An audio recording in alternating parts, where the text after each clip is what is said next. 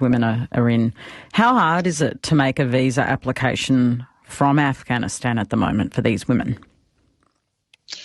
Well, they need somebody in Australia to help them. They need somebody in Australia who is a migration agent or lawyer. And ideally, they need somebody to be the proposer, somebody or an organisation, as we were for our judges. And I have to acknowledge also the work of the Australian Association of Women Judges in helping to get these applications together. But you need somebody who's prepared to sit there at 1 o'clock in the morning and go, okay, now give me the details of when your brother was born, where is he now? This is really difficult and it's very time consuming.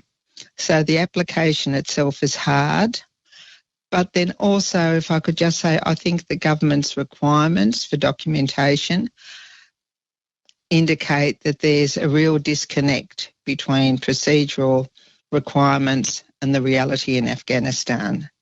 If you've got a child that was born, well, around the time of the Taliban takeover or in the year or two beforehand, there's no way that child can get a passport to leave the country. No. And you've also got to understand that in order to get across the border at one of those organised border crossing places or to fly from Kabul into Pakistan, you need to have a Pakistani visa. And that requires passports being taken to brokers and getting those visas organised. And that's all really difficult, and it means people need help with this process. Andrew Giles is the Federal Minister for Immigration. He wasn't available this morning, but the government gave us a statement. We'll put it on our website. I can't read it all. It's a long statement. But they say we have a duty to ensure that our humanitarian efforts focus on those whose safety is most at risk, especially those who may face harm due to their involvement in our mission in Afghanistan.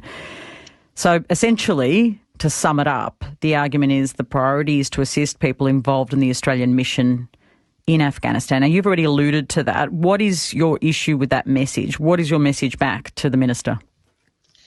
It's just not wide enough.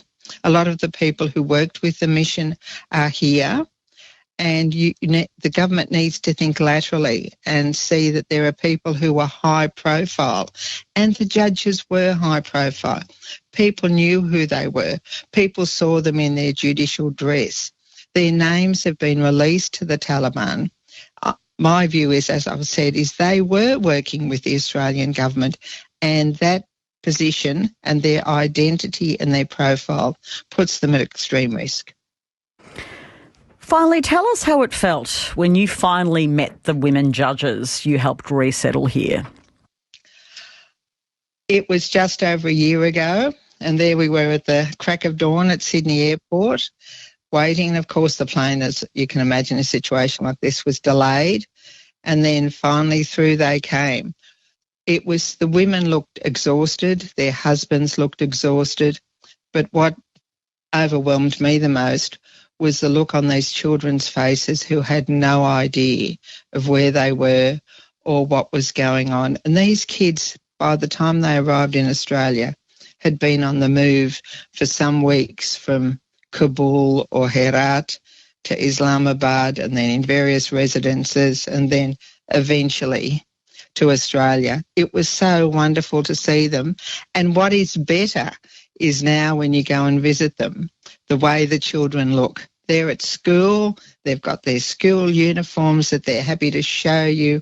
They're happy to show you what they're learning at school here. And everybody is trying to build a new life here.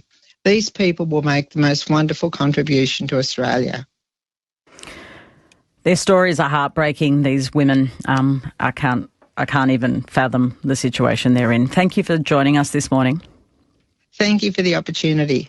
That's Dr. Elizabeth Biok from the Australian section of the International Commission of Jurists. You're listening to ABC RN Breakfast.